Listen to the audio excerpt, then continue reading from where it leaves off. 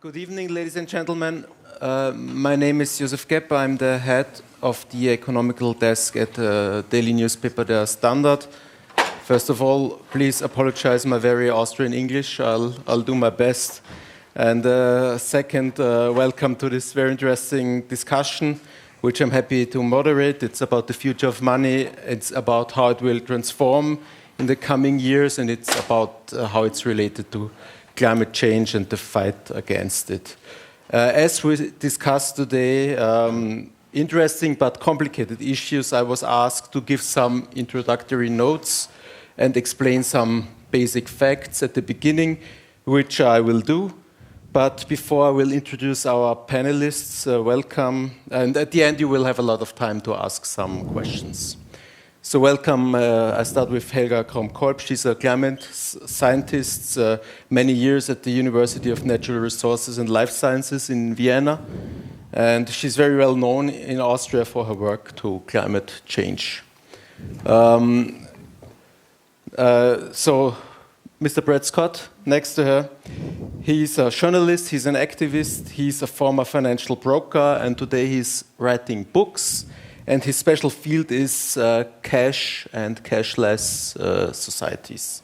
Welcome, Bernd Villhauer.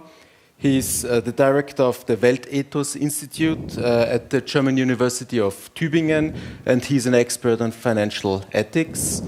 And last but not least, Christian Felber. He is a writer as well, he's a journalist, and he's the founder of a concept which is known as the economy of the common good for companies, for communities, and so on. Economies. For economies. So, but before we start to discuss here on the panel, as I said, I'll try because it's complicated, to discuss to explain some basic facts. And I will focus on three things. I will focus on sovereign money, on central bank digital currencies, which is a new concept for several years now, and on the so-called modern monetary theory. I want to sort it a bit out, and I want to give a very broad overview. Let me start with sovereign money. In German, we call it full money. I think that's a good name for it. What is it? If people think about money, they think about something that comes somehow from the central bank and goes down to the commercial banks and finally goes down to the people. But that's not true. In fact, the biggest part of money is the so-called bank money or private money. And this is created in each moment a bank gives a loan to a customer. The money is created in this moment. It hasn't existed before. In the balance sheet, it's completely new. Many people do not know that. So the governments and the central banks do not have really a way to control the amount of money in the society. They can try it, for example, by raising interest rates, but the money is created by private institutions. On the other hand, there is some money that really comes from the central bank, and this is the so-called monetary base, or central bank currency, or sovereign money. And this is all cash money. All cash money that circulates in the society, and all the money between the central bank and the commercial banks. So not the money people as we here see in our daily transactions, apart from cash. It's the money on somehow, if we want to say it, on a higher level. So there are two sorts of money. Just a quick sidestep. Let's assume a bank is collapsing. So your bank money can be lost, of course, yes, if the bank is bankrupt. But your monetary base, your central bank money, your cash money cannot be lost. That's a bit different. So many people say it's safer to have central bank money, which is only possible if you have cash. On the other hand, to name some kind of an advantage of the system, it's supposed to be very flexible. It's flexible because if I want to go to a bank and if I want to have a loan to buy a flat or whatever, I can get it. The bank cannot say, I don't have the money now because I don't have enough sovereign money. They can create the money in the moment I want to have it as a customer. We will discuss about this more, but just as I said, just a broad outline now. So that leads us to the second part, the so-called central bank digital currencies. Maybe you heard about these new plans, about the digital euro, about the yuan in China, the cent dollar in the Bahamas. When a national economy gives itself a CBDC, a central bank digital currency, that means that people get the first time real central bank money apart from cash. So what central banks are planning, more or less worldwide now, is that they give the people the opportunity to get some money, which is central bank money, which is not bank money, and which is not cash. Maybe you get a card with a certain amount of money on it. It's not really clear how it will work. There are many questions open. What is clear in every project worldwide is that there will be a maximum amount of money. Because if you don't have some kind of a limit, the people will transfer all their money from bank money to central bank money because it's safer, of course. So that's very important to know. In the Eurozone, as far as I know, it's several thousand euros limit.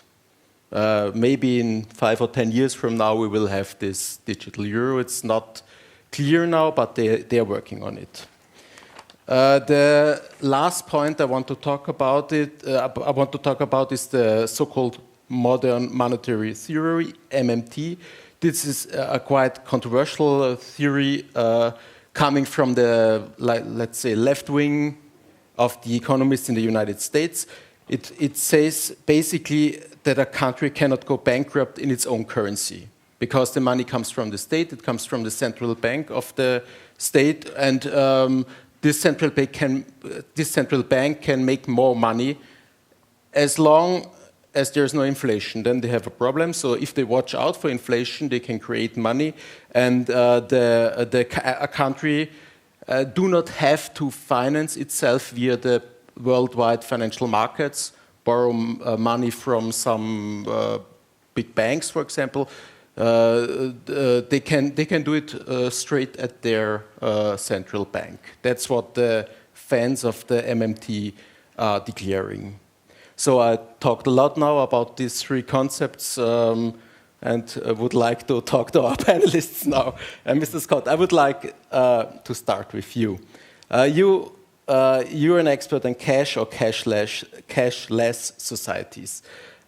So we are going more and more in the direction of cashless. What do you expect? How will the future of cash money in our society be? And so what I talked about this central bank digital currency. What is the connection? What is the connection between cash money or cashless systems and these plans to introduce CBDC systems? Sure, yeah. Well, maybe the first thing to do when you're thinking about money systems is to split them into layers. So, crudely speaking, I split them into 3 layers. Right? So you could actually imagine it, if you want to visualize it, as like almost maybe in orbit around each other, around a kind of center. So in the center, your kind of anchoring form of money is state money, all right? Which comes in different forms, as you mentioned. It comes in a physical form, which we call cash.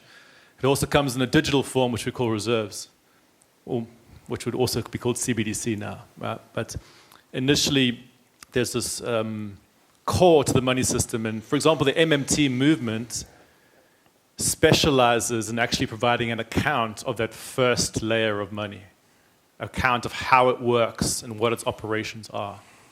Right? You then have a second layer of money around that, which is what you call bank money.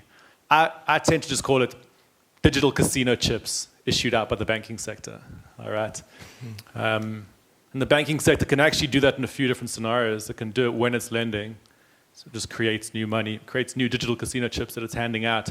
But it also does it when you say depositing cash.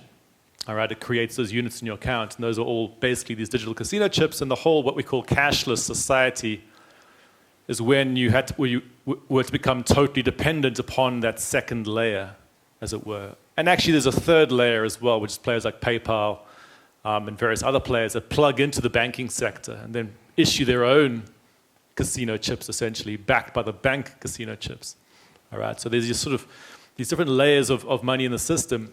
So when we're talking about cashless society, we're talking basically about the situation when the public, there's a kind of an erosion in the cash system, which is the public version of the layer one type of money. All right. If you want to understand what the connection, we can describe why cashless society, or what the common accounts of why it's happening, and I have a critical account of why it's happening. But if you want to understand the CBDC debate, the so-called digital euro debate, it would basically be a situation where ordinary people are allowed to get access to a new form of layer one money, all right, which currently only the banking sector has access to. This is why it's so politically controversial, because the banking sector doesn't want that to happen per se, because it means that the central bank will be starting to directly compete with, which is why a lot of the central banks right now are doing everything they can to water down CBDC proposals to prevent it to compete with the banking sector. But one of the reasons why they're thinking about these CBDC proposals is that the cash system has been attacked for a long time. And if you're thinking about how the structure of the monetary system works, each layer is actually at least partially predicated on the previous layer. All right? This is why the casino chip metaphor is quite useful to understand. If I'm holding a casino chip, how I got that was I say I gave cash over to the counter and got a casino chip. If that ability to obtain that cash was removed from me, what does the casino chip now mean to me? All right? It's an unredeemable IOU, essentially, and there's potentially a loss of confidence in what that unit is if you cannot actually redeem it. So right now, for example, the decline of the cash system, central bankers, at least part of the calculation going on, is saying the public is losing access to cash. You might not notice this right now in places like Austria, but you'll certainly notice it in places like London, for example. Public's losing access to the very money that backs their confidence in the digital units that they're using. All right? And if that happens, we have a structural problem in the monetary system. We have to provide some kind of new substitute for it. All right? And it's creating all these kind of political turmoil now. But if you want to that's the sort of more money-specific stuff. If you want to understand the much broader context of this, you've got to think about global capitalism more generally, though. All right? The whole reason why the cash system is, in the final analysis, is being undermined is that it stands in the way of automation. Plain and simple. It stands in the way of acceleration and expansion. If you think about capitalist economies, they always accelerate and expand. And there's, in the current phase of global capitalism, things that cannot be automated are getting shoved out, right? And this applies beyond cash. It applies to anything that can't be automated. So if you want to understand why the ideological and structural situation in the economy is turning against cash, it's because at a structural level in global capitalism, it basically slows things down. All right? Human beings actually intuitively like cash. Big players like Amazon, for example, hate it. They will actively lobby against it because they can't automate it. All right? So this is one of the reasons why there's a sort of contradiction in the capitalist system right now, where these players have been undermining the physical units that actually, ironically, back the public confidence in the digital units. So we need cash on the one hand. On the other hand, it dies out, and that's the purpose behind it, to make some cash money, which is not cash, which is digital, but it's like cash, to have some base. CBDC, you're saying? Yeah, CBDC. That's at least part of the theory of it. But the problem is that historically there's a balance of power in the monetary system between the state and the banking sector. And basically the banking sector was saying, we deal with the nice fancy digital money, you do the physical stuff. Right? We don't directly compete. People sort of psychologically compartmentalize those. But when the state now says, okay, you've now undermined this section, we're going to have to now provide a digital alternative, basically those now look the same. All right? So as you say, a person now looking, saying, should I have a Commerce Bank account, or should I have an account at the ECB or the Bundesbank, or, this is the kind of, it's a new problem, right? And that's actually causing all these new structural problems in the monetary system. Mm-hmm. Mr. Felber, are you a fan of CBDC? Do you think it's a good concept? And could it be some precursor for a system of sovereign money without this what was Mr. Scott called casino chip money. It could be a Trojan horse for full money. Yeah. Let's go step by step, and I don't see it as an intent to crowd out cash money in the meaning of bills and coins. And European Central Bank is emphasizing that this is not meant to eliminate cash money. It's just a digital or an electronic means of payment next to the physical means of payment, what we have just heard. And before I say some more words on those 115 countries that are now making experiments with central bank digital currencies, I like to introduce next to your 3 layers, 2 columns, which is a different attempt to categorize the monetary and financial system in order to help us understand the whole system and its interrelations. I used to define the monetary system as an infrastructure, and ideally as a public infrastructure, with the most eminent institution, the central bank, which ideally is a public institution, which ideally is under democratic control, which in the best cases of all is under the direct mandate of the citizens. This would be then the most democratic central bank we can imagine today. And this public and democratic central bank is issuing all means of payment, which is on the one hand physical cash money, bills and coins, and on the other hand, electronic money as a means of payment. One sentence, for end users, that today commercial banks' electronic money and the tomorrow's central bank's digital currency do not have different functions. It's both a means of payment, an electronic means of payment, and for end users, for consumers, for us who use it to do our payments, it has just one and this only function to do our payments. No? That's why it's very tricky, and we have to focus on other aspects where the differences lie.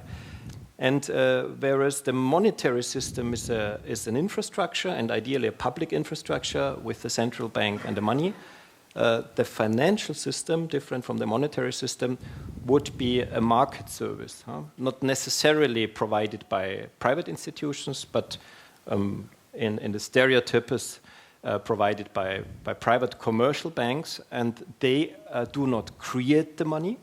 The money is created by the public infrastructure.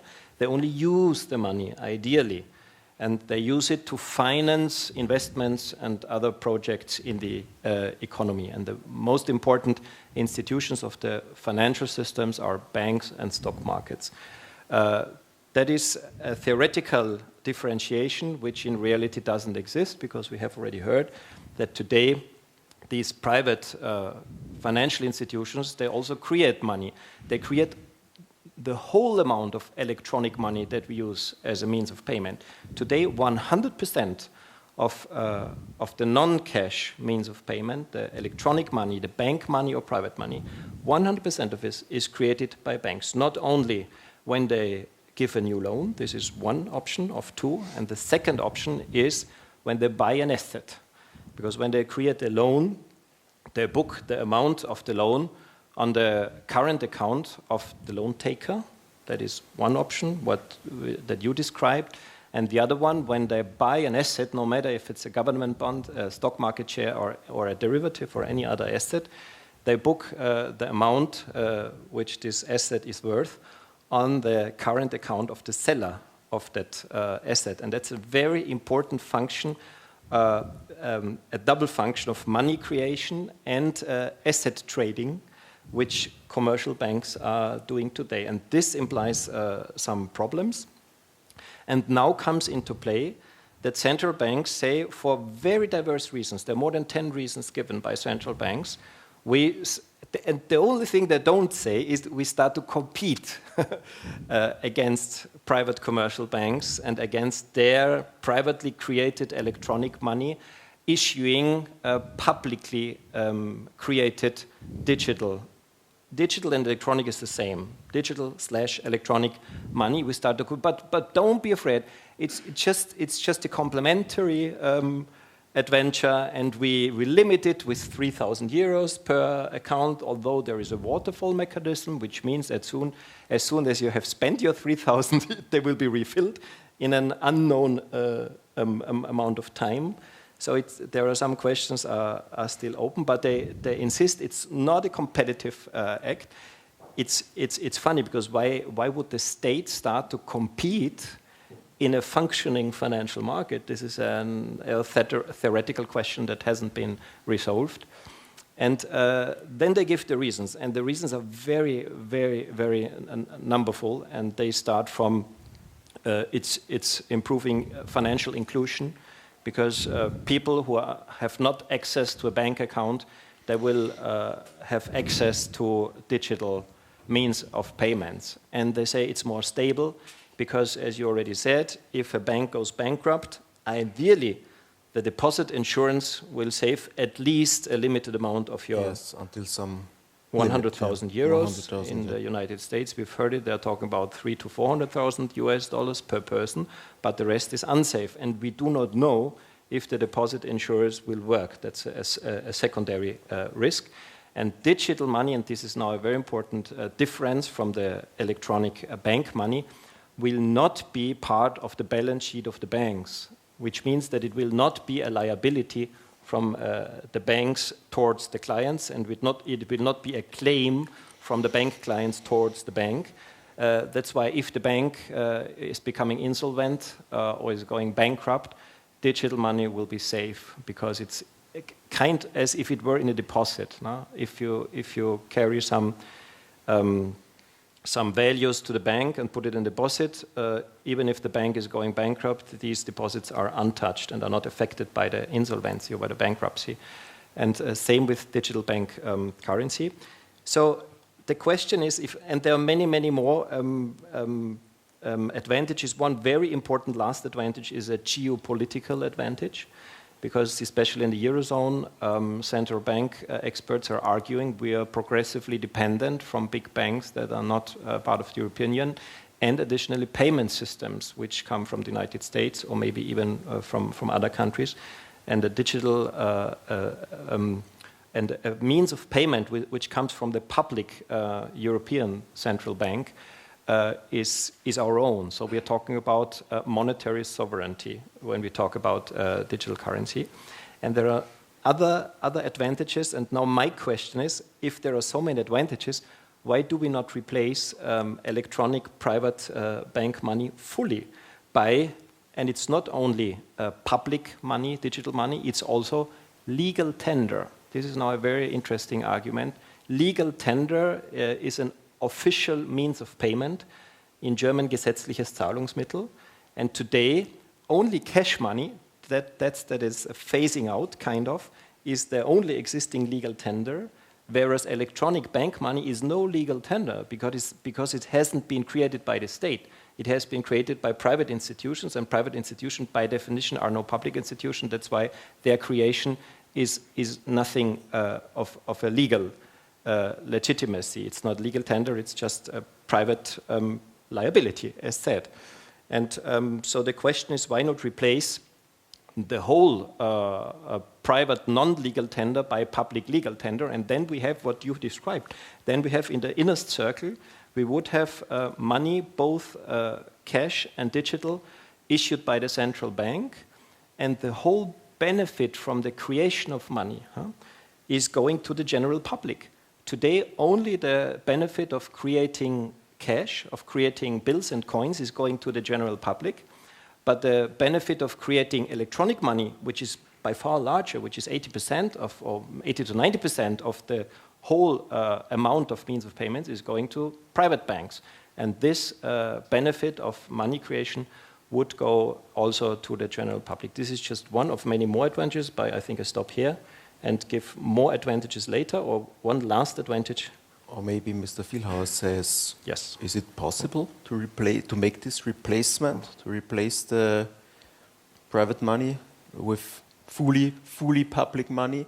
Yeah. What's the problems that would come with it? And we started talking about modern monetary theory. What are those economists think about these issues? All right, thank you.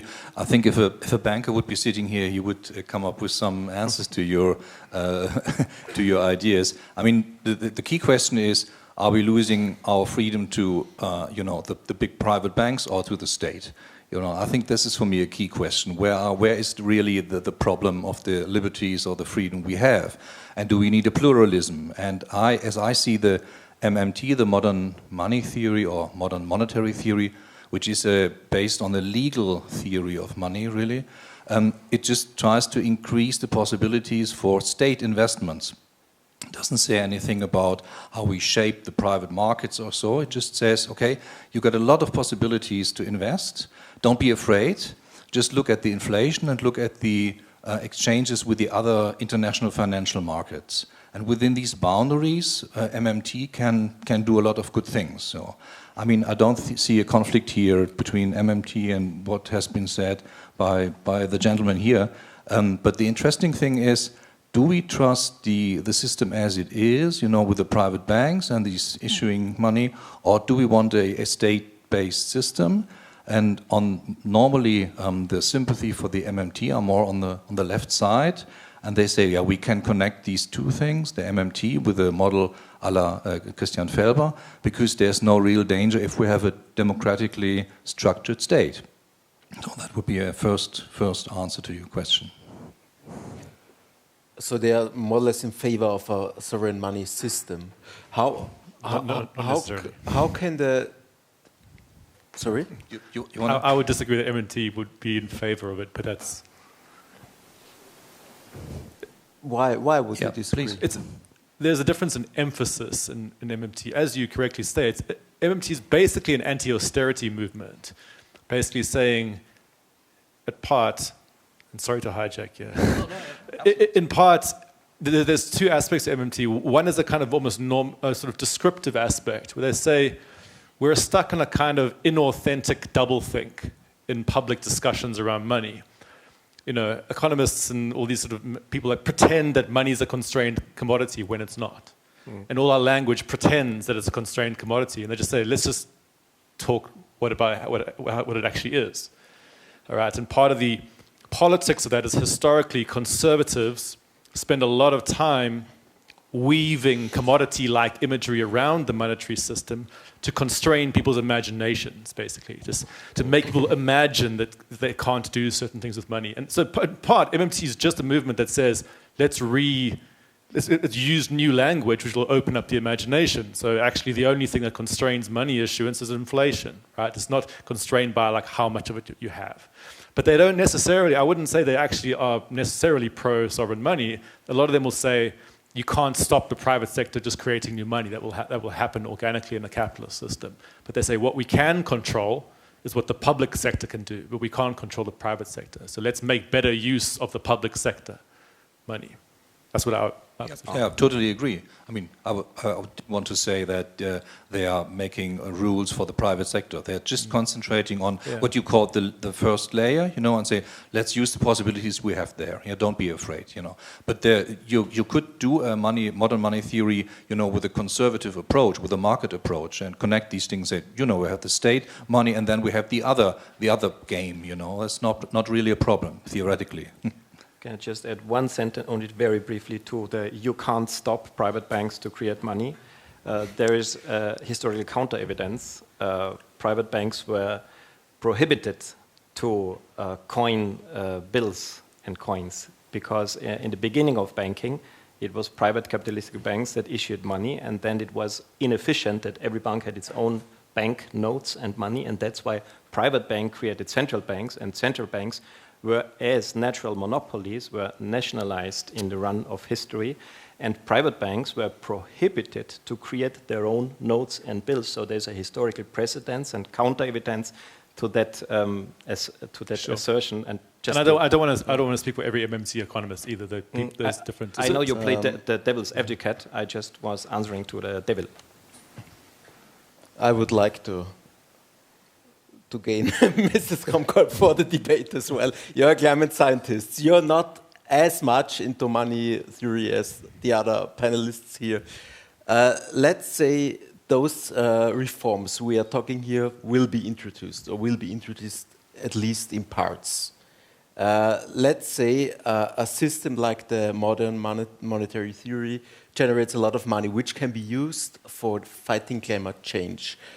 How can this be done, especially if we look, for example, in Austria? We have a lot of problem with state money supporting economies, for example, companies. For example, in the pandemic, there is a lot of scandals, there's a lot of corruption or alleged corruption.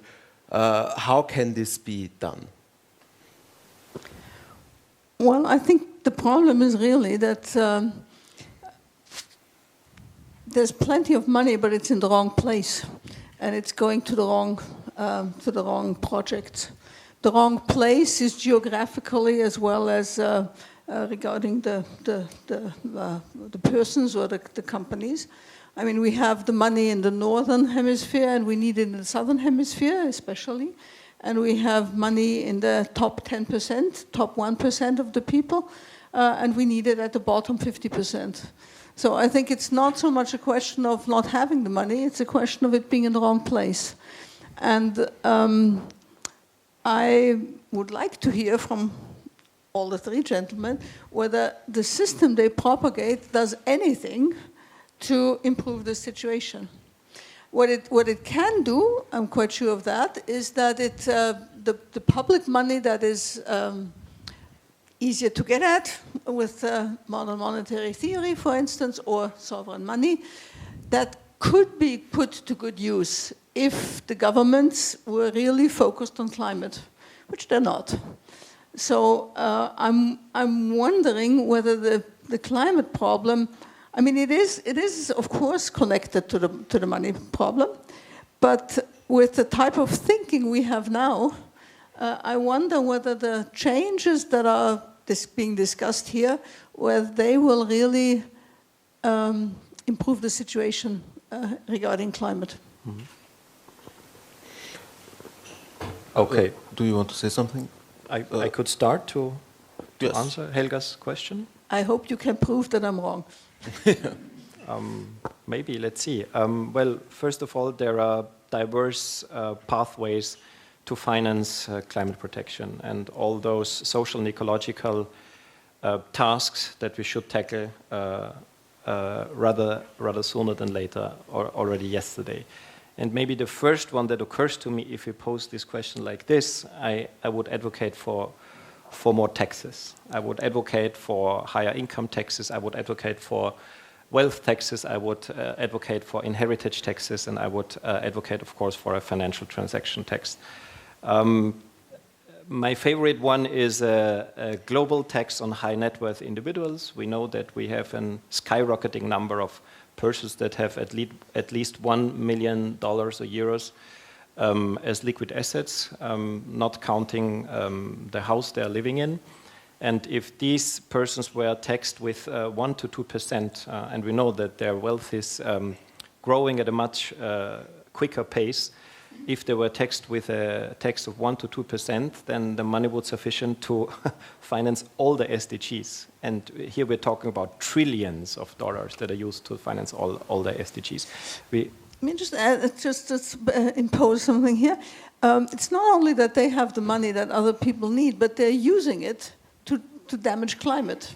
So if you only take 1% and their wealth keeps growing, they will continue to fly, they will continue to use their yachts, whatever. So we know, we have learned a lot over the last few years, what a high percentage of the greenhouse gas emissions are due to these top 10%. Like Taylor Swift, for instance, and we know that she is over-consuming in ecological terms between 4,000 and 8,000 times, and that's why another proposal of ours is to introduce an ecological currency, which means a limited individual ecological consumption budget, which would allow every human being to consume only the 8 billionth part in ecological terms of what Mother Earth is offering to us humans. And then Taylor Swift would still have a huge financial purchase power, but she would not have a higher ecological purchase power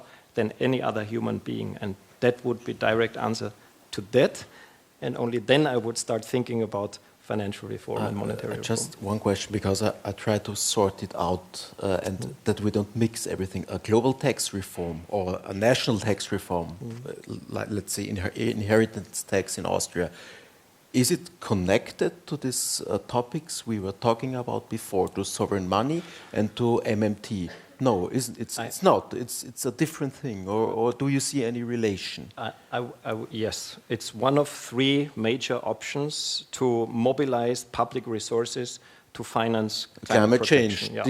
There's definitely, One is taxes, a second one is the sovereign money reform, and the third one is the modern monetary theory. It's anti-austerity. I completely agree with Brett. I see these three options. You can favor the one you like, but I think a meaningful discussion would consist in comparing the pros and cons of any of these three pathways. But the core message is there is more than enough money available and mobilizable in order to finance climate protection. And if we are scientists, we look at all three options, and then maybe we choose the one that seems politically best to us. But there's no intrinsic mechanism that these monetary changes automatically support climate. It's just more money available, and hopefully it will be used in a good manner. Maybe we. Well, not. Yes. Yeah. Or no. One of the ways to think about, if you want, let's say think about like MMT. If you open up a normal economics textbook, and they're doing a section on government financing, they have these like three categories. They say if a government wants to spend, it can either tax, it can either raise the money through taxation, or it can borrow, or it can do what they call money financing, which is creating new money. In MMT, they just say those are all the same, right? They're just different instances of the same thing, all right? And so the first instance, taxation, in MMT, you'd say, okay, here's the monetary network that we're all immersed in has been created, at least in part by the state. You pull money out of that, right? And then you push it back again, all right? So you're pulling purchasing power out and then you're redistributing it, okay? But on net, there's no new money creation because you're basically counteracting those two. The same thing with bond financing. You're pulling money out of one place, promising to give it back later, and then you can push it out again, right? And what economists can call money financing is when MMT people say, we're not going to pull any money out, we're just going to create new money, all right? So basically in MMT, any act of government spending, no matter what the supposed original source is always money financing. The question is, do you neutralize it by pulling money out through taxation and bonds or not? All right, and that's the main thing. So actually, when you and thinking about it like that starts to break down some of the constraints, because in the typical left-right debate, you had this like people on the left would say we need a tax a lot, and to do all these things, people on the right say we don't need a tax, right? Whereas MMT actually was disconcerting for people both on the left and the right because it didn't buy into that paradigm. It said actually sometimes you don't need to tax.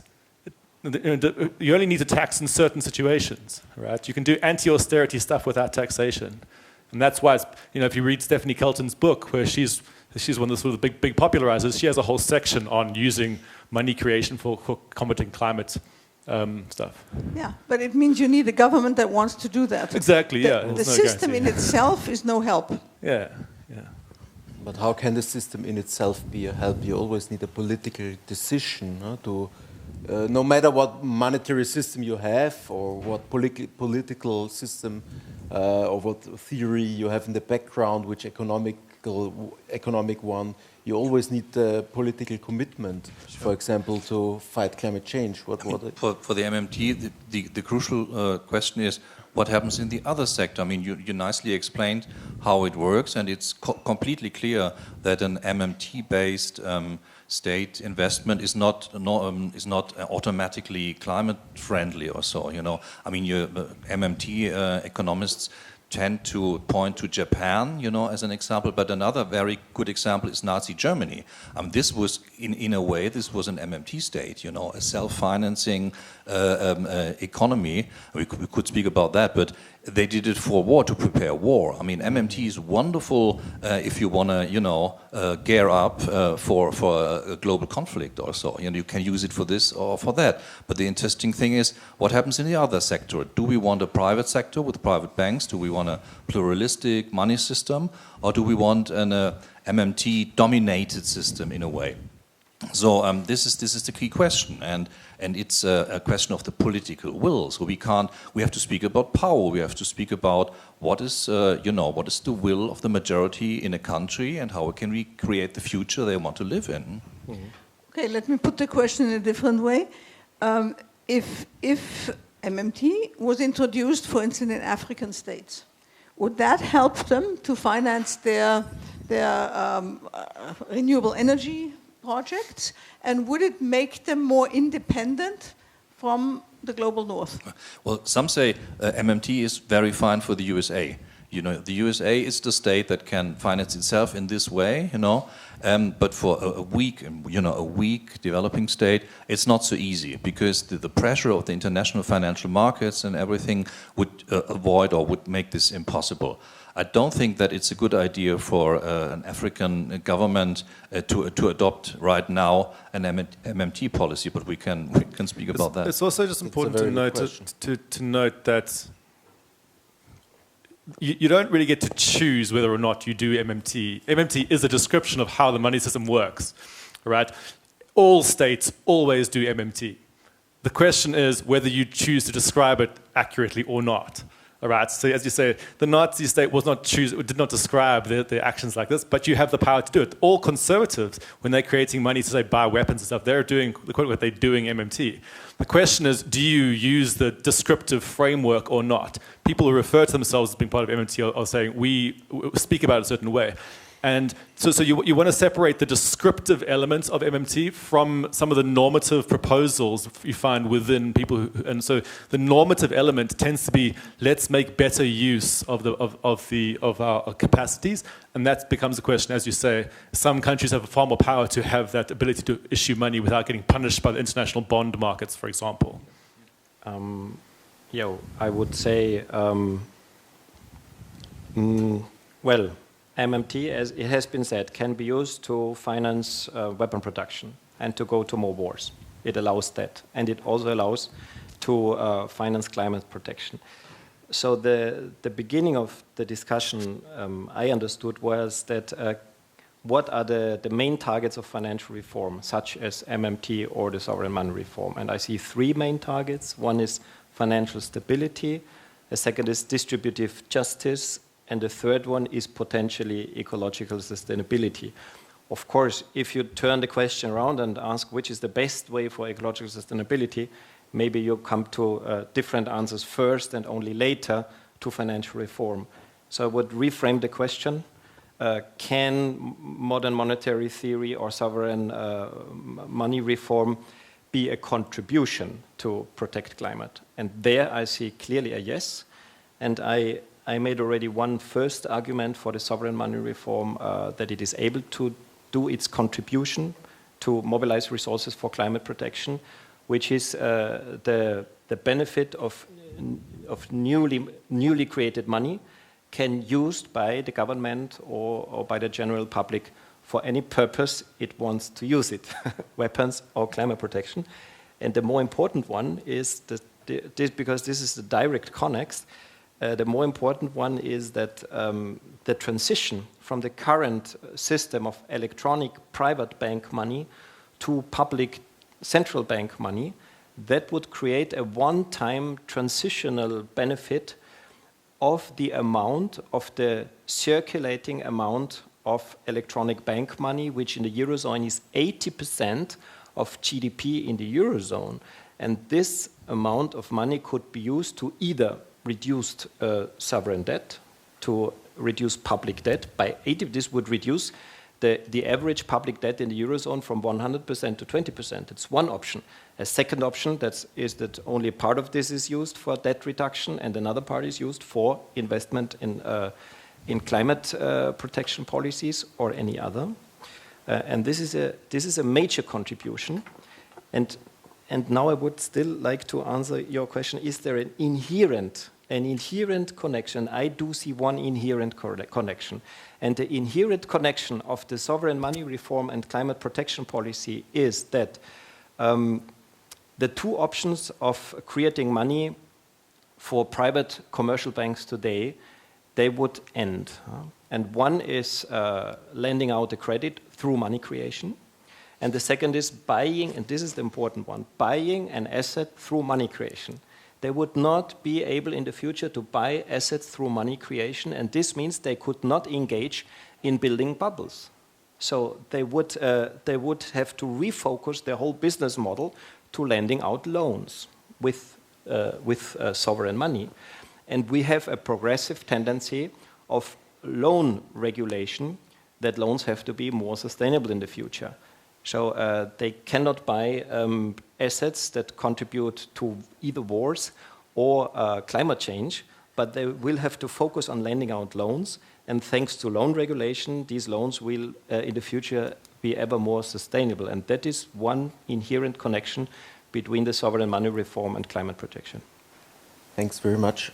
Let's make some kind of stop here and ask the audience. Maybe we collect some questions. If you have any questions, please. We have a microphone here. Is there some question here? Oh, there are many. We don't see that. I could read some of those if you like. Okay. I think you've answered a number of them, but I can read after I've asked my question if you'd like. You can ask your question. You don't have to read all the other ones first. Yeah. I guess the primary question is, for me, is how any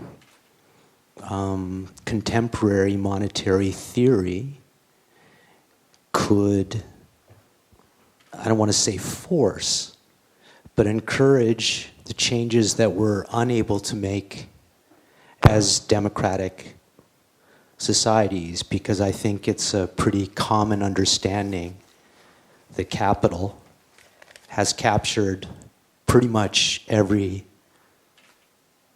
voting system. It doesn't matter if it's social democrat, doesn't matter if it's democratic, doesn't matter if it's communistic, that the system has been bought. So what I'm hearing is that potentially implementing contemporary monetary theory, that power could be brought back in benefit of people because we have broken system. Would that be a fair question, or am I missing really a point for pretty much everybody on the panel?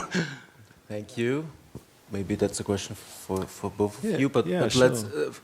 let's just collect some questions. What are the questions here? Okay, I'll read out the question posed by Adam, which is top ranked at the moment. In 2022, the proportion of cashless transactions in China will exceed 86%. What impact do you think this situation has on the global economic system? Okay.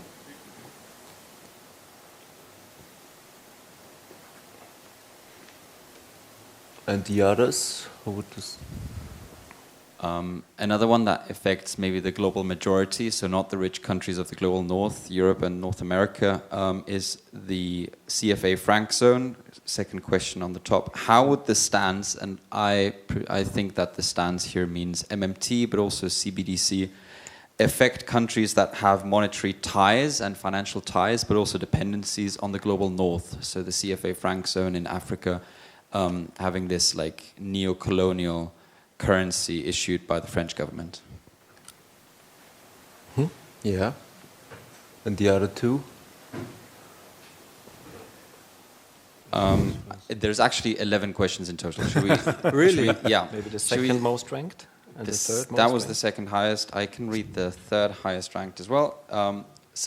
This relates to CBDC money. Some active economists have posed potential security risks posed by CBDC. Do you feel that these fears are valid within our current political system? Thanks a lot. So let's stop here if there are many more questions. we have this democratic, your question. I think that's good for. Well, I'm trying to answer two questions. I mean, you were asking about, the political framework, really. I mean, I think every economist has to be a political economist today to understand the situation. And if you don't want to ask, what kind of transaction are you going to propose, and will you make the finance sector a partner or an enemy or whatever? How do you deal with it? That's the key question. I mean, and you have to answer this. I mean, if you say we need a democratic control of these investments and we need a new regime in a way, then, well, good luck, with you're holding up a good fight then. But that is the question we have to answer. And normally economists try to shy away from this. They say, well, we have our models and this is perfect and just let's implement that and everything will be good. I don't believe in it. I'm a political person. I think we have to make political decisions and ask ourselves what are our friends and what are our enemies. So maybe that's the first approach to an answer. The second one about China, I found that very, very interesting. I don't have a clue. For me, China really is a black box. I mean, it's a kind of a debt-based economy, and I don't really understand how it works, how they organize their things. And I don't think that Western economists really know what's going on. This really, honestly, I don't think they know what's going on. Because it's really hard to say where are the debts, what is happening in the real estate sector, for example, really a real problem. So I'm very, very curious about what happens in China in the next 2 or 3 years. But it's not an answer, it's just a signal that I don't have an answer. Thank you.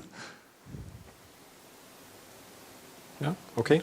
One more on the democracy question. Again, I would say MMT inherently does not bring democracy along, because it could be used, as already has been said, by democrats and autocrats likewise, without any difference.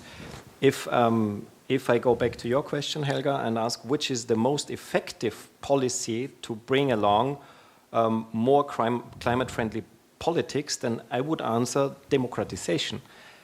Why is this neither monetary policy, nor fiscal policy, nor financial policy? Why democratization? Because we know from experience that the citizen assemblies that took place in France and in Austria, they elaborated, and they were representative as for the overall population, and they elaborated a broad range of proposals that were by far more ambitious than what governments and parliaments are ready to implement in Austria and France. So I would say the most effective climate protection policy is democratization. After education. I think I would still agree with that. We would agree with that as well. Yeah. And I would add economic education. Because also climate education, because that's what the citizen forum had. That would be very effective, but as long as economists stare at GDP and profits and returns, and do not integrate the environment and nature and ecosystems and the planetary boundaries both into their theoretical framework and then into their models. I once asked the chief economist of the European Commission about his models. Does it consider biodiversity? Because we know that loss of biodiversity is even the most critical planetary boundary, and he simply said no, because not every model can consider everything. And well, my answer, biodiversity is not just something, it's more important than any economic category. And that's why I think integrating it into economic education, theory and practice, companies, but maybe also consumers, they should experience that if they damage nature, it's a material damage to themselves, and that's why we have. I agree. I was just gonna this point on. I would argue that, say, the MMT movement, but also sovereign money movements, have very explicitly politicized money in a way that economists don't like. Right? One of the reasons why it triggers. Because if you approach economists and you talk about MMT, they always say, oh yeah, we always knew that, we knew that, we knew it already, right? They're very defensive, right? They say, oh, of course we know that the state can create money, but what MMT really has been is actually a social movement more than anything else. right? It has its intellectual foundations. But what's so threatening about it in the political establishment is precisely that it says we have this ability to make political decisions about money. Now, that doesn't mean the political decisions are right, but it tries to take it out of the sort of technocratic realm and say, actually, this is a political issue, and it's an issue of democracy, and what your priorities in your nation are, right? If you're not prioritizing healthcare, but you're prioritizing something else, you're misusing your power, right? So it's very much, it goes against the kind of, in some monetary reform circles, you find the sort of fetishization of the money system as if somehow it's some technocratic fix, you need to do the money, that'll somehow solve everything. Whereas I think, especially in MMT, but also in sovereign money groups, which actually link together, they do explicitly try to foreground this. Interestingly, actually, there's historically this almost a kind of like tension between the sovereign money people and the MMT movement. And I actually remember going to the first international MMT conference in Kansas City, which is one of the big places that actually it formed. And there was a guy there from a sovereign money movement, and he was kind of like, there was a strange tension between the two groups. And actually, by the end, they were working together, right? Yeah. And saying, actually, this could be.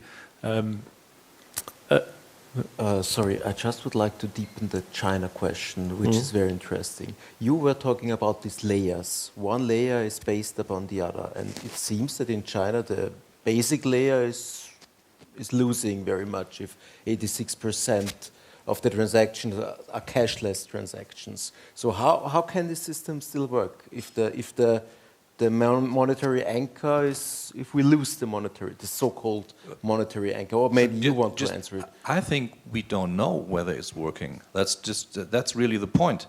It is a black box. I mean, I would like to see some analysis about China that shows me how the flows are, how it works. We can't say whether it works. I mean, it seems not to explode at the moment, but we'll see what happens in the next years. But maybe you don't agree, but I think China really is a kind of a miracle. Mm-hmm. Well, so there's lots of bear in mind, what central banks are often concerned about is, does the normal system hold up? Central banks originally didn't want to be competing for, the average retail customer. They're often quite happy if the banking sector is working to do what it does, right? They get concerned often when there's a financial stability problem. So, for example, in China, they're allowing a lot of these sort of mobile payments providers to actually plug directly into the central bank right now. So they're becoming almost like a type of CBDC type of system, right? So, and that's a sort of financial stability decision that they're making there. But I don't know enough detail on what the sort of actual global implications are, other than to say it's always worth putting it into the context of global automation, right? Because that's what the big meta story. The last thing I'll say about the CFA franc, if you want to go into that story, there's a great book that's out by a West African economist called Ndongo Sambasila, I think his name is, who's actually an MMT economist, and he's writing precisely about the constraints that the CFA franc places upon West African countries. And again, the big question is, do people, I'm from South Africa, if you speak to economists in South Africa, a lot of them, bear in mind, if you're low down the global pecking order, you're often going to be almost like more Catholic than the Pope. This phrase. You actually become very neoliberal. The economists are very uncritical often because they're almost scared to go against the global order in the way that, for example, a US economist might not be. So actually you find, even though you'll find these critical voices saying, we should go beyond this type of standard stuff, it's very hard if you're like in the finance ministry of let's say, in Senegal, trying to convince people to take on an MMT approach. Yes. One sentence on China. Please, only one sentence because there's some. Okay, well then I would say. Or let's maybe two or three. Two or three, maybe. I think it has proven to work. I'm convinced that it would even work if it rose from 86% to 100%. I'm convinced it would work. In Sweden, the ratio is already above 90%, and it works. But if that ratio is growing towards 100%, and then it's all the more important that the digital means of payment is coming from the public bank. It was just 3 sentences. Thank you very much. Yeah. One more question from here, which is very interesting for a lot of people. What are the security risks of CBDC, the data risks, and I think I read some question about cryptocurrencies. Or in generally ask, what are the risks of this system? Whoever wants to answer. The CBDC? Yes. Well, the same risks that you have in any digital money system. Surveillance, censorship, it collapses. One of the metaphors to think about is like, imagine if your society, the only way you could travel was through Uber. All right. Sure. Imagine you outsourced your ability to move to Uber. You better hope that the system stands up. You better hope there's good privacy controls and they can't sort of block you from doing things, right? And these tend to be the big risks with any kind of digital money system. And it doesn't actually apply exclusively to CBDC. It applies to the banking sector as well. Mm-hmm. Are there more questions? I think there are. Please, only a short question. Actually, it's continuing on this topic, and that's, I think, the primary, when we talk about security, I think people are talking about concern for their own private data.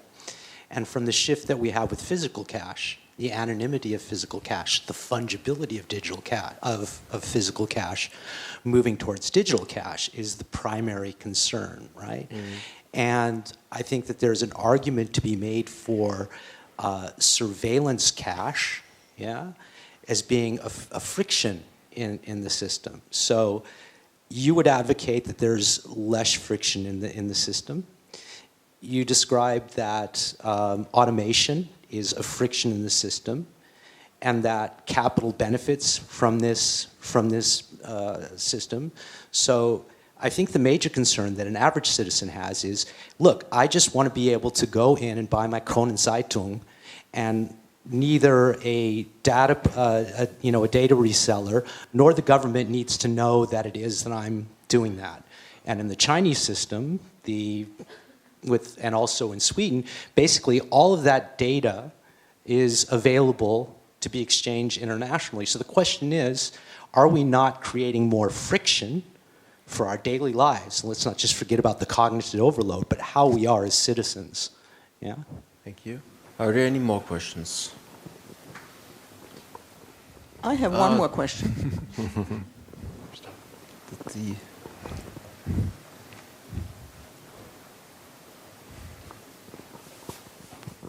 Okay, I have one number. In 2008, the banks collected 433 billion euros in interest costs. Then I have one outlook. Many economists propose fighting high inflation with rising interest costs.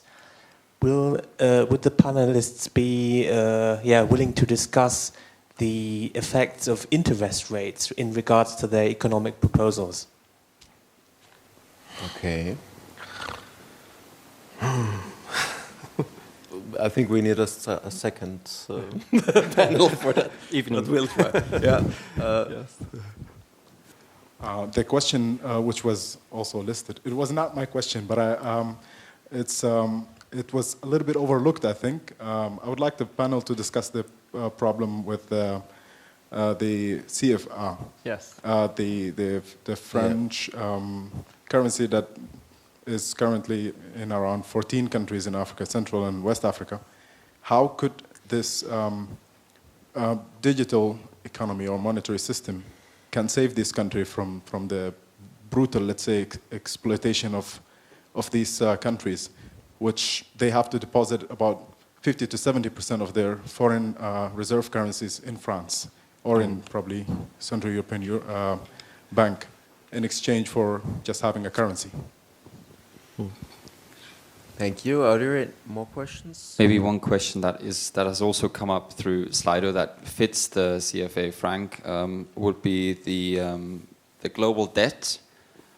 Would global debt have to be reorganized around these new currency systems? And I think this relates to the dependencies with CFA franc and the historic responsibility rich nations have and the ties in which poor nations are having to repay their debt and all they do and all their economic growth going back into debt repayments with interest. So I think it relates very much to both previous questions.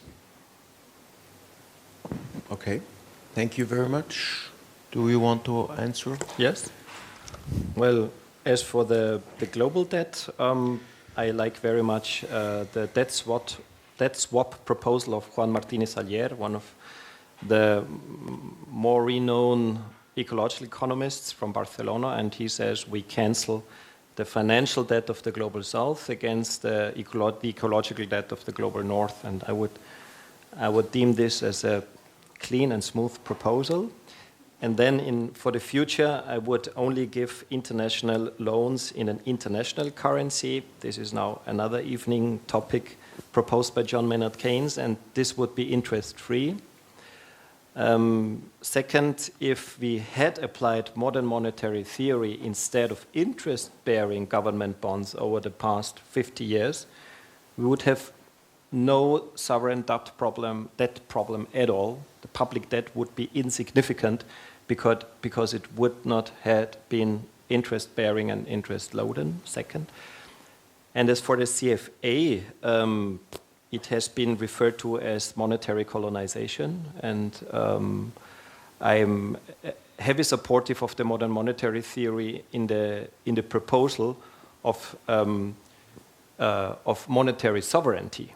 And monetary sovereignty, in contrast to monetary colonization, would mean that every country should strive for its own currency. And then it can apply modern monetary theory. And I would say, if, of course, modern monetary theory is applied well, using it for social progress and for environmental protection, then it would be a great instrument for any country, no matter if in Africa or in Europe. And I want to relate it to a European experience, because I'm no expert for Africa, but I'm more an expert of the European Union. If Greece, in the Euro crisis, and the Euro crisis because the Eurozone was an imperfect collaboration. If the Eurozone had been a more perfect collaboration, then there would have been solidarity, that there would have been Euro bonds, and there would have been solidarity between the members of the Eurozone, but there was actually competition between the members of the Eurozone, and there was a massacre exemplified on Greece. And to avoid this financial massacre and social and democratic massacre in Greece by its Eurozone colleagues and fellow members, I would have deemed it a better alternative that Greece had stepped out of the Eurozone and applied modern monetary theory. And it would have gone rid of its excessive public debt, and it would have been an alternative. And maybe that's also an inspirational hint for how any country, no matter if in Africa or anywhere, should actually strive for monetary sovereignty. And actually, Varoufakis tried to put that up as an alternative, but his government did not support him, and then that was the end of the game. I mean, he's a game theorist, and he knew if we have a radical alternative, we can act in a completely different way. But they were, they were shying away from this. They lost the game. The question is why, and that we're back to power and to international influences. But the question of interest is also, of course, a question that is relevant for climate change, because or for sustainability. Because one of the issues is that if we have monetary systems or financial systems that need to grow, that will automatically mean that we will use more resources. And that is part of the problem. And I don't know, I'm not quite sure how the different proposals regard this. You're looking at me, but I would have to ask the moderator if I can again answer, or maybe you start first, Brett. Then we'll I don't know what to pick.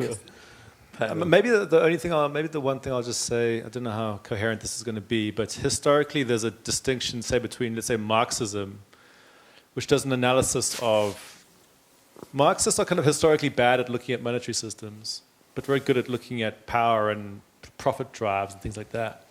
And then there's sometimes been this sort of monetary reform movements that almost fetishize money systems, right? And actually, the most interesting thing is when you sort of fuse those together, right? And you actually view capitalist systems as being monetary systems, right? Basically inseparable from monetary dynamics. And so, for example, some people will tend to have this idea that what's going on in the global economy, the reason why there's an imperative towards growth is that the interest systems at play. Whereas from a kind of more Marxist perspective, you say, well, the reason that people push interest in is because they have a profit motive, right? You should combat the profit motive rather than say like interest. Interest is simply an outcome of a profit motive. It's not the thing that causes the expansion. So there's always kind of once you kind of get into the weeds of monetary reform, there are some people, I'm not saying this is happening with you, but when they're analyzing ecological crises, tend to imagine that in the monetary system there's almost like a mathematical problem going on. The reason why we have unsustainable growth is that the debt is mathematically impossible to repay and all this kind of stuff. Again, and the reality of the global economy is that debt is a political construct and constantly gets destroyed like that when we want to destroy it. It's not a mathematical construct, all right? We can wipe off debt like that if you choose to do it, all right?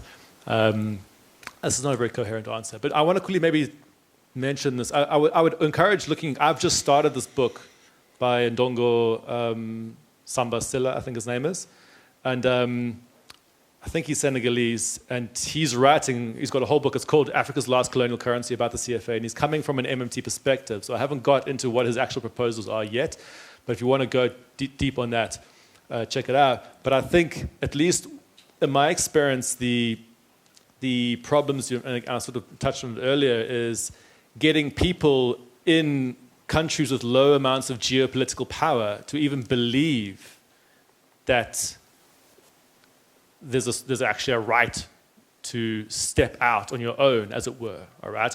Because obviously for the US, if you've got huge amounts of power, you do have this confidence to say, fine, we can use our monetary system in a certain way. We sort of call the shots in the global bond markets, right? Whereas if you are in West African countries, this is a much scarier thing, all right? This is why some of the proposals sometimes are to create a kind of regional currency bloc that might have some kind of sort of international clout, right? But then you're going to face all the issues you have with the Eurozone, which is how do you sort of create the governance in that bloc such that each country actually has a say? So this is a very vague answer, but it's a very tricky political problem, both regionally but also at a geopolitical level of doing that. But I think it's a really fascinating thing to work on and to figure out. But I read that book.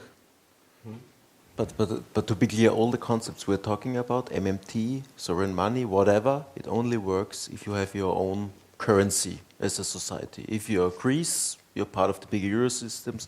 You cannot do it if you're a CFA, African currency union, somehow dominated by France. You cannot do it. That's the first thing that has to happen before such concepts can be thought about. Am I right? Yes. Yes. Yeah, unless you've got an actual authentic governance mechanism to control the central bank collectively. Yeah, well, it could be done by the whole Eurozone or maybe by the whole CFA, but not by a single country. Yes. Yeah. I could add something on the interest question, because interestingly, interests have both a growth effect and a degrowth effect. It's a ambivalent story in economics, and maybe the growth effect is from the microeconomic perspective. A company that takes a loan has to pay back more money than it lent out, and it's a growth imperative. From a macroeconomic perspective, the higher the interest rate, at least theoretically, less companies are able to take a loan, and the whole economy would rather shrink or grow at a slower rate. And I don't know which effect prevails. We don't know that.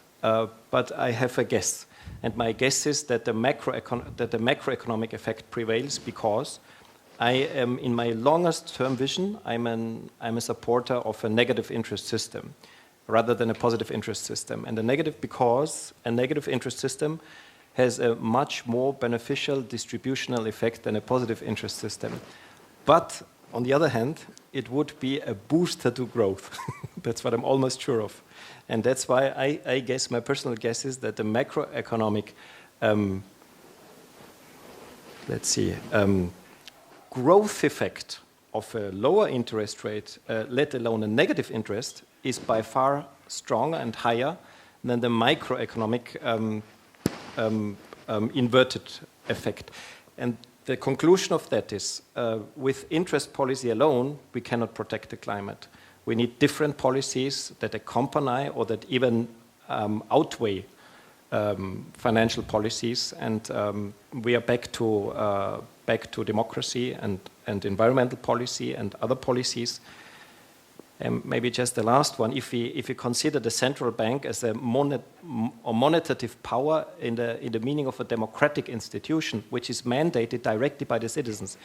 In a sovereign democracy, citizens could both mandate the central bank directly by changing its statutes, or making the parliament or initiating a law which says that we should remain both with physical cash and digital cash. So if people are afraid that governments plan to phase out physical cash in a better working democracy, they have at least these two options to save physical cash.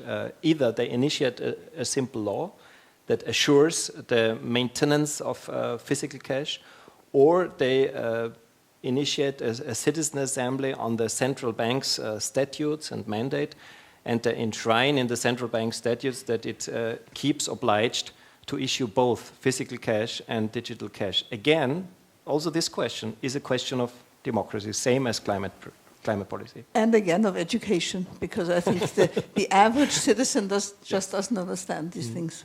Yeah. And an open debate. I mean, that's the main thing. You know, that's the foundation of everything. That we debate about these things. There must be financial education, financial competence, and a real open public debate. Because psychologically, you know, many people are afraid of these digital, for example, digital currencies and all these things. If you ask the people, even the people in Sweden or Denmark, they use digital currency, but if you ask them, you want to have to replace that, you know, you want to lose cash, they say no, it's not a good idea. Especially in Germany, I mean, Germans love cash, you know. So, but you have this psychologically formed or structured mindsets, and you can only work with these mindsets in an open debate, in a dialogue, you know, if you really make democracy live, as you said. But maybe the mindsets are not so wrong. I mean, you might have governments at the time of the decisions that you can trust, where democracy works, but there is no assurance that this will last. And then you have given the government an enormously powerful tool. I think it's worth mentioning right now, because maybe this is useful, I don't know how much time we have, but like politically, if you hang out in any mainstream circle right now, there's always two transitions that are spoken about. The so-called digital transition, all right, and then the green transition. All right? These are sort of mantras that were repeated. I would argue that those emerge from entirely different sources. So the digital transition rhetoric is very standard in capitalism. It's basically like, how do we accelerate and expand our system? And this has been going on for hundreds of years. It's just an automation question, all right? So the untouchability of the digital transition narrative is basically emerges from within the dynamics of capitalism. The green transition, by contrast, emerges through decades of lobbying from climate scientists and so on, who's basically eventually managed to bludgeon through all the Exxon Mobil lobbies and stuff like that to eventually say, and actually showcase business risks to climate change, which is why suddenly people in the business community start to think about it, right? So now it's become a kind of thing they talk about. But if you're in these mainstream circles, in reality, the one that's totally non-negotiable is the original capitalist acceleration one, right? This is why there's such a huge desire amongst policymakers to try and subsume the green agenda under the digital agenda. So they're like, oh, we'll use all AI for green transition and stuff. Like, let's try and dovetail these two things together, because in the end, we want to serve the profit motive and the growth motive, all right? And so I analyze this cash stuff within that broader context, right? And we can sort of think of it sort of directly in terms of like, should cash be there? But one of the reasons why it's under attack is precisely that the global economy has an acceleration and a growth impulse. All right, and back in the 1800s, cash was used to expand and accelerate. Now it's not, and that's what's under attack. Yeah, I mean the only thing you will not be able to fool is nature, and at some point it will hit back. I mean, it's already hitting back, exactly. And it could hit back very much faster than we expected it. And we're just mainstream is just ignoring that. And if you notice the news over the last few days, these new results regarding the Atlantic current. The new results are that this Atlantic current that brings warm water from the southern parts to the northern parts of Europe, America, and warm weather to go with it, and moisture, that circulation could stop by 2025. We're not talking about 2050, we're talking about 2025. Now that's not a prediction, it's just within the range when this could happen. And we're talking about 2 years. I mean, and we're still closing our eyes. I find that incredible. I really find that incredible. Thank you very much. I think we have to finish here. We have a lot of material for maybe some next discussions, for example, about the growth paradigm. So there are many windows open to other issues. Thank you very much for your interest, for many questions. Thank you very much for the interesting comments of the panelists. Thanks a lot. Thank you.